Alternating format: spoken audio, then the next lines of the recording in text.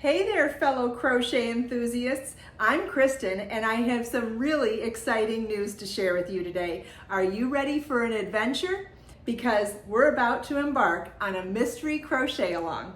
Here's the scoop. My Mystery Crochet Along is a 7-part video series. I'm going to release one video per day from Monday through Friday. Then you'll have the weekend to work on a little bit of homework, and then part 6 and 7 will release the following Monday and Tuesday.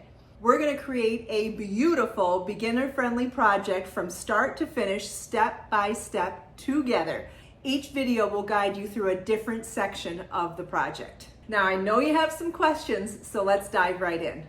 First question, what supplies are you going to need? All you're going to need is some yarn and a crochet hook. I'll share all the specifics on my website. The link is provided in the video description. I'll be sharing what size crochet hook, how many yards of what weight yarn I'll be using, and we're going to need a yarn needle and scissors. But don't worry, it's beginner friendly. Question number 2, how do I access the video and instructions? Easy. Great question. Each section of the video will be released right here on my YouTube channel. If you subscribe to my channel, you'll get notified when each of the 7 videos released. I will also have links in those video descriptions showing you where the instructions and the charts are available if you would like to follow along. If you don't want to follow along with the free pattern and charts, you don't have to.